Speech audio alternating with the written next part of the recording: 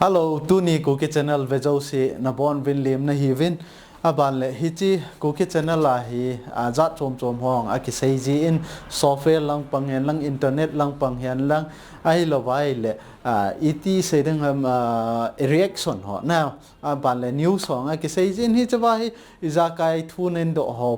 reply hong ke bol ji hi in hi ji a chu hi chi Kuki channel hi hoina sa pha na sa ai le like na bol nang subscribe ni ki bol jing theo he ti chu iga sai theo hintin chi cha ga don ta diu tin anei pa het lo ka na ga koi pi ki no ten jau khat len he do ante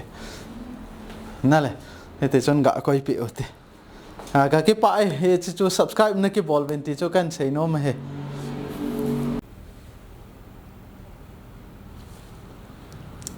Hello, Tuni Kuki channel subscriber ho na bon vin liam na hi vin Tuni a hi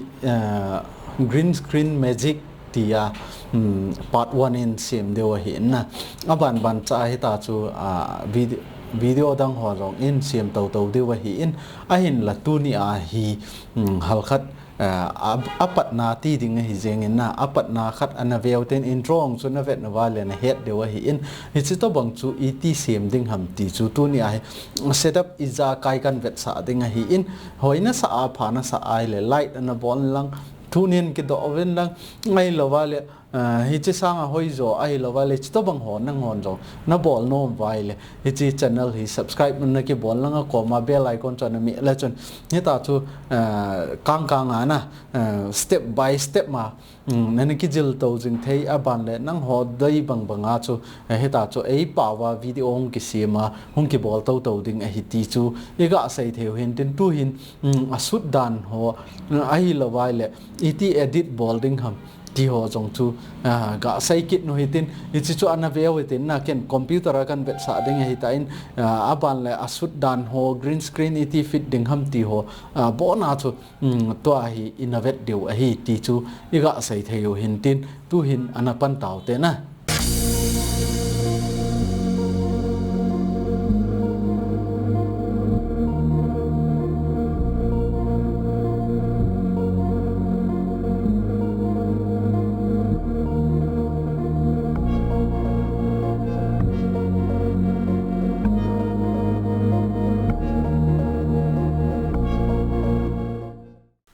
to ai a shooting ding dan ga sei le han hi tai hi a scene khat na chu hi tai na to ding aban le tai acting na bol ding hi na acting na bol ding na shoot phot ding aban le hi chi clips chu to green screen clips pa chu nen I khat ding hi in a hin la hi chi na shoot ting le na het ding khat chu na distance na angle ti ho chu na ki to sa jap ngai hi na chi wa hi kala do kit hi in na ni ta chu EPC na shoot got hami chi dung chu ya chu na shoot ding ai ken tu ni a hi a basic bo kan vet sa ai in na green screen hong hoi ta remove bol lo ai ta chu nang ho a basic mai kan vet sa ai in itiam khana nang in hoi ta remove ding na ti ang le na remove tai ai chiwa hi ken green screen ka fit na hi in na eta hi green screen a stand ho to kai khat to ka fit hi in vele chun hi chi video chu intro akan vet sa chu minute khat jong thing lo ai na minute khat jong thing lo ai wanga chu ichi su ga sut na dinga ong hi phat shot pp lut ji ai tu lai min video se mai le akuma lut ji o khu en pungka ni sunga ki vechai ji ta chana ichi to bang chu ai in ichi ong hi minute khat jong thing lo ai wanga chu ichi asut le na ka a hei phat tampi lut na hi in hi chong hi hoi ta explain ding ka ti ai le short na sa kit ding je wa chu hoi ta explain bol lo wa hi ta chu kan sut na abana sut ding dan ho angle ho chu kan vet sa abana he ta chu forward kan ball jeng hi na hi chi chu a hi in tu a hi editing ding dan wang hi forward ball lo wa isei deu a hi na tu hin screen na lut no hi te to a hi computer screen na cheu hitin editing ball ding dan na isei deu a hi tai video na shoot jau teng le to hi editing ding dan isei deu a hi in ichin na ding chu Premiere Pro poimo ding hi in Premiere Pro na hong hitin chalaya Premiere Pro na hon ting le hi chi software hi aza anomin aban le bailam ta athil ho jong ki bol ji a hi ja chuna chi Premiere Pro hi ka za ji a hi in nang hon jong na dei vai le hi chi chu chi Premiere Pro na za thayu a hi in a hin la ha sana sa ai le software dang nang man na thip na pen software chu na chi chu na za thei he ti chu iga sei thei hen tin to a hi chalaya he a file ho chu a hi ta in na thumle li ka sut na hi in chiba hi nangin na za deng pen ho chu eta chu chalaya he nan kai lut ding he na kai lut na phatan te na ti tiang le to a hi he chupai khat bai na koi do phat ding he na koi do phat ding he chalaya hi video khat hi select hi lovin chupa ro hi ding hi in he chupa hi delete bol hi ten ama sapena chu hi chupai na koi lut ding he na chupai na koi lut ding he chupai hi vele chun ai ta kho cha ki do na ba na khon ki la do a hi na khon ki la do a hi in hi chi hi right click na bolding aban le chlaya unlink na bolding hi na unlink na bol zo tiang le na sound ni dei lo we chapai na sound pa hi na noi mang ding hi sound pa na noi mang zo tiang le to a hi a clip hi vele chon hi chlaya hi khana phone na bol lai chabai pot do ai ta na he ta ya pot do ai le a pot do na a pat na hi khat vei na kat ding hi na chalaya hi khat vei chalaya split tool ti ding ha roser tool kiti in he chapa hi na keyboard na si ong na mi the hi in he chapa chu na la ading aban le chawai na kat ding hi aban le tu hin ga vel chun khon hung kila do kit chana hung kila do a kho hung kila do zo a pat na kho chawai khat vei na kat kit ding hi na kat zo tiang le to a he alai pa he i pe mang deu hi tai alai pa na pe mang zo tiang le he chite ni hi na koi khom kit ding hi na he tai tai na koi khom ding aban le tai ki chai hi chi sin chu khat na ki chai ta chana to a hi green screen pa hi in la kit deu hi green screen pa hi in la deu hi chalaya in to deu aban le to a hi vele chun hi tai om hi in aban le hi chi khon jong hi a hi thei ai le na nga chu aum lo aung khat vei sut nen lang aum ma aung khat vei na sut the hi a hin la ken to a hi crop ki bol nan te ka ti za a chu hi ta hi kan sut hi in chalai na tan bo na le i chalai na tan na ding hi na ki ba sa ngai a hi na ki ba sa ngai a hin la hi chi chu na bol ma sanga hi chi scale hal khat na bol ding a hi isu niaw de we na chapa hi halkhat suniaw hitin aban la opposite yong halkhat sulhom hitin aban la opposition rong hi halkhat in su di di he na etai su di hitin vele chun hi chi angle to hi chi angle ho ki banglo hi in hi a chu rotation halkhat rotate e bol de hi di hi na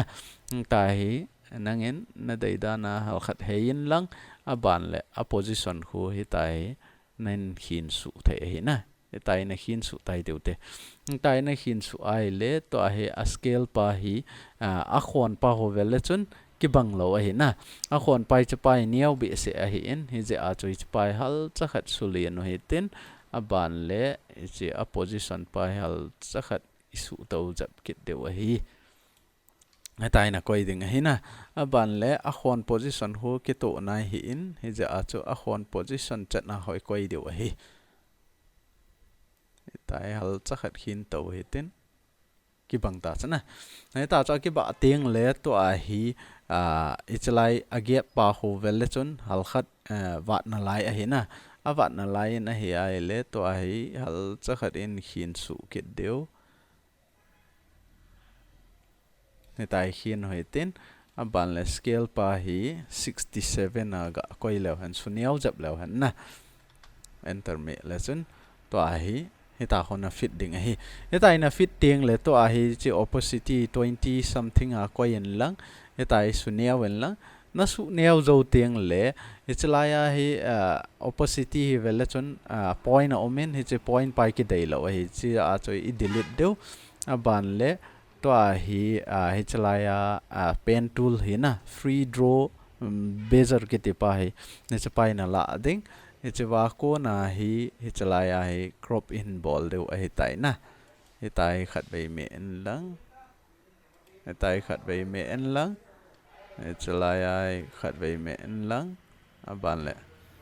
จะไล่เมียนลังฮิตายละเดี๋ยวฮิอาจีจูฮิจีอาขุดหงนั่นดิ้งฮิเอ็นนะ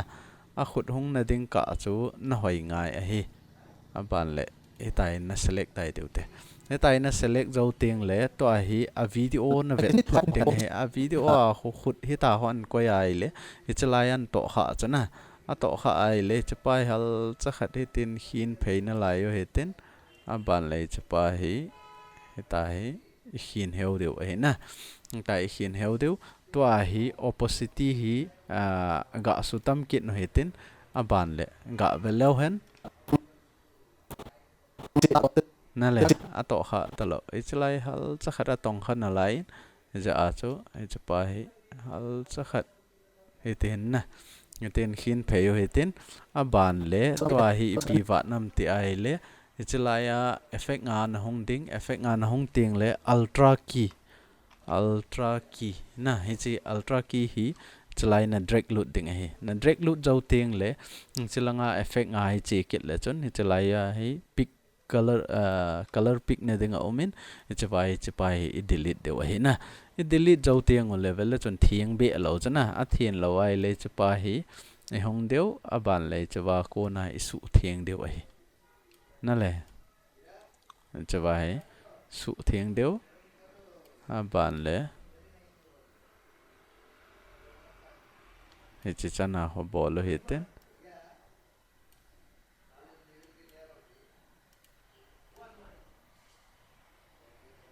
ฮิตาหัวอาศัยสนเวทโตเด้ง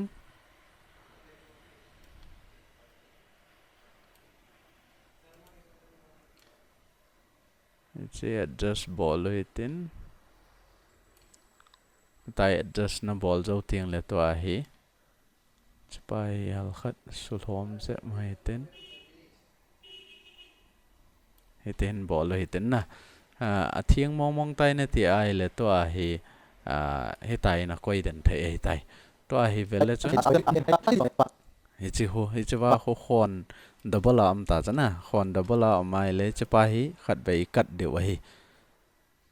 จะไปขัดไปกัดเดียวตัวฮิจิกัดเจ้าเตียงเอาเลยอามาสลังไงคอนก็ได้แล้วฮินะคอนก็ได้แล้วฮิอินฮิจะอาจูฮิจิมาสปาอาจูขัดไปนะจีกิดดิ่งฮิจะไปนะจีกิดดิ่งฮิจิฮิตายสดตัวเดียวฮิตายไลน์ขัดนายคุยเดียวฮินะฮิตายไลน์ขัดนายคุยเลยจุดตัวฮิตาหอมดิ่งบ้านเลยจะโคฟอนหอมดิ่งบ้านเลยจะว่าคนนั้นละโดดดิ่งฮินะบ้านเลยจะไปฮิ duration กิสุจอมเจ็บตายนี่จะอาจูจะไปอัลขัดสุสาวฮิตินบ้านนั่นไลน์duration right click na ball ding he right click ball in lang abal le chi 40 ko itin 40 ko lew hen to a he velew chen na le nang hon hi chi na dei vai la hoita nang ki sut to wa angle ho hoita ana vet to a chi dung ju ya chu na ki sut thei a hi na ain la ken nang ho vet na dinga chu nang ho vet sa dinga chu kan sut a hi ja chu ki to hi jong le ti a chu nang hon na vet thei po vai le ti a chu kan bol la hi in ja chu hi chi nan he thiam jo a hi in tu hin ga play tin ga vel le hen hello Tuni Kuki channel ve jo si na bon vin lim na hi vin aban le hichi Kuki channel la hi zat chom hong ki sei ji in software lang panghen lang internet lang panghen lang ai lo vai le it sei ding reaction ho now aban le news hong ki sei ji in hi chawa hi iza kai thun en do ho reply hong ke bol ji hi in hi ji achu hichi Kuki channel hi hoina sa phana sa ai le like na bol nang subscribe ni ki bol jing theu he ti chu iga sei theu hin tin chị cha gạ đón tới điều tin anh ấy pa hết lâu cả anh na gạ quay bị kiện ở tiền dâu khẩn lên hết độ anh tê na này thì chân gạ quay bị ở tê cái bãi thì chú subscribe nó cái ball bên thì chú cần thấy nó mà he chỉ chân cho hiện na hita chu nang hon jong edit na ki ball thei o he ti chu iga sai the en ting green screen o mai le chun iza kai green screen lo wa RGB ti chu red blue green he na chu ho screen chu na ne ai le nang en jong hi chita bangai trick jat chom chom tu la ya ept sai dam video jat chom chom ho jong magic to banga an ball jiu chana hi cho yong ho hi chito bang na he ki ball he ti chu iga sai theo in tin hi chu ai editing ding dan na hi in aban le to hi ai khat na ding dan ho na vet no ma jong le hi cho ong chu abon chang ke Tuni full tutorial in vet deu hi na aban le hi chi export na ball nom ting le hi chala ya he file na chi ding file na chi aban le chawa media na chi ding he media na chi zo teng le chawa hi option jat chom chom ma omen a hin la Tuni kan suggest pen to H264 na hi chi select ball in lang select na ball zo teng le chawa use maximum render quality hi select in lang aban le chawa hi export na ball ding hi export na ball teng le hi chi ga cancel phot no ten export na ball ma sanga chu chawa output name ki ti vet na hi chawa output name ma hi nangin na no mai le na dei na kizit the TS1 ga tiutin aban la save na bolding ni chawai export na bolding he na ichi chu he ta chu na bola le nom ta nangaung chu effect ta ana effective ta thil iza kai tricks type hong na sim thei he ti chu editing ding dan Tuni hi chawa he halkhat iga sai theu hintin a setting ding dan ho jong chu iza kai convert sa ta in hi chi dung chu ya chu na bol wa hi ta chu na sut nu wa nang hon jong trick za chom chom jong na bol thei a hi na hi chi ti lo wa adang ho jong na he no ma na bol no mai le nin ki do leo chun hi chi dung chu ya chu in sim jing jiu diu a hi na to a chu export ka ball pen chu ga ve leo hen hi chi wai test 1 na test 1 ki tia ki koi chala na chi pa hi tai hello Tuni Kuki channel vejo si na bon bin lim na hi vin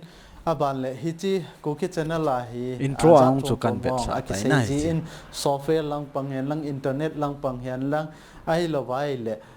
et se ding reaction ho now aban le news ho a ki sei jin hi chawa hi iza kai thunen do ho reply hong ke bol ji hi in hi ji a chu hi chi Kuki channel hi hoina sa pha na sa ai le like na bol nang subscribe ni ki bol jing theu he ti chu iga sai theu hin tin chi cha ga don ta diu tin anei pa het lo ka in na ga koi pi ki no ten jau khat len he do an te na le he te chon ga koi pi o te ga ki pa he chi chu subscribe na ki bol ven ti chu kan sei no ma he chi chan chu Tuni ai ga sai theu hin tin na vele chon halkhat aken Tuni hi iti sai dang ham a bai thei na chana nang ho het thei na ding dola chu a bai thei na chana kan sai a hi in a hin la nang hon hi chi sanga hoi zo ang he ta chu effective ta na thil na na ki bol thei he ti chu iga sai theu hin tin hi chi Kuki channel hoi na sa pha na sa ai le light ana bol lang ana follow jing le chun ana vejing le chun video tha aja chom chom jong hong ki upload jing ding a hi ti chu iga sai theu hin tin Tuni Kuki channel vejo si na chung win ka ki pa na kan thong in a he